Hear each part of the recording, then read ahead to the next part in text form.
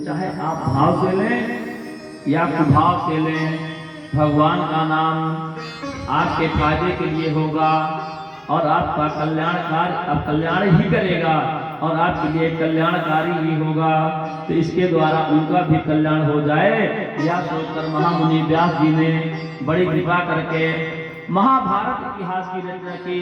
शौनक आदि ऋषियों ने यद्यपि व्यास जी को इस प्रकार अपनी पूरी शक्ति से सदा सर्वदा प्राणियों के कल्याण में ही लगे रहे, तथापि उनके हृदय में अभी भी संतोष नहीं हुआ।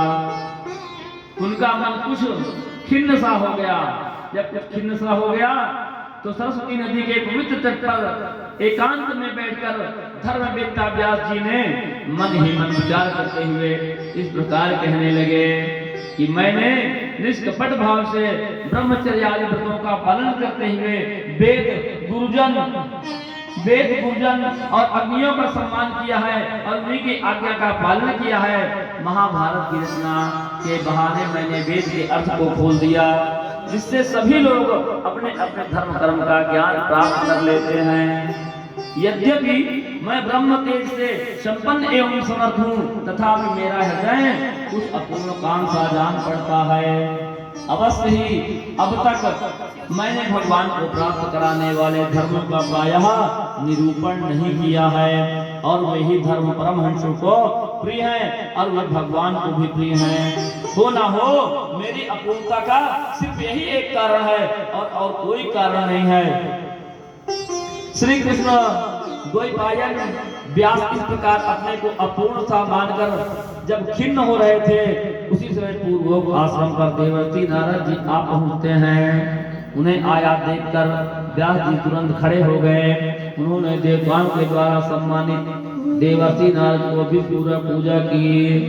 श्रीमन नारायण नारायण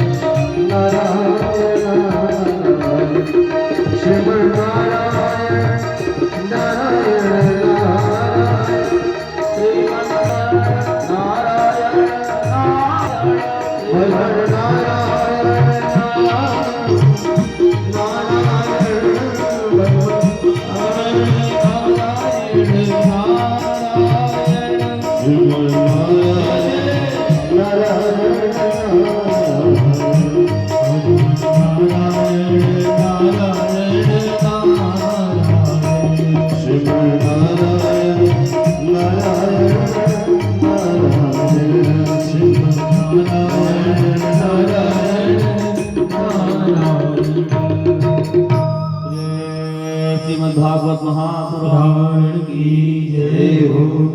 श्री नारद जी महाराज की जय हो।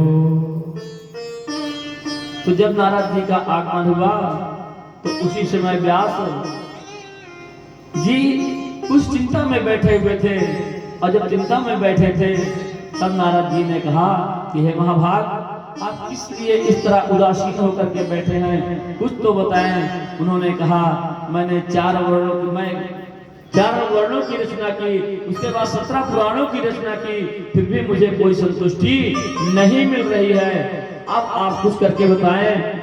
मैंने ऋग्वेद, यजुर्वेद, सामवेद, अथर्ववेद चारों वेदों को लिखा। उसके बाद मत्स्य पुराण, विष्णु पुराण, नारद पुराण आदि जितने भी पुराण हैं ये, इनको सबको लिखने के बाद भी मुझे कोई संतुष्टि नहीं हुई। जब कोई संतुष्टि नहीं हुई तब भगवान नारद जी कहते हैं, अरे इसमें कौन सी बात है, इसमें चिंता करने की बात क्या है। कहते हैं वो आदमी आत्मकथा बताने लगे। आत्मकथा क्या बताते हैं कि भगवान नारद जी कि अहम पुरातीत भवे भवम मुने दास्यासुतस्याश्चन वेदवादिना निरूपितो बालक एव योगिना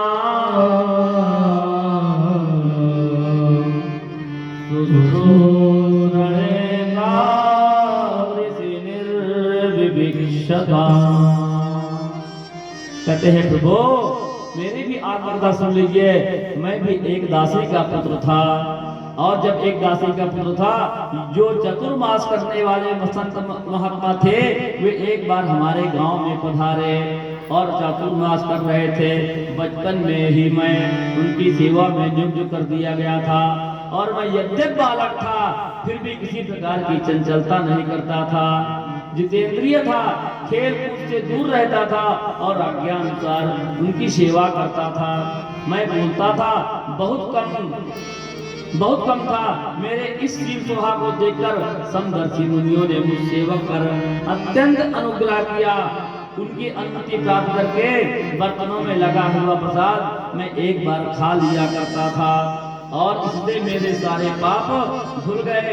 इस प्रकार उनकी सेवा करते करते मेरा हृदय शुद्ध हो गया, और वे लोग जैसा भजन पूजन करते थे उसी से मेरी रुचि हो गई।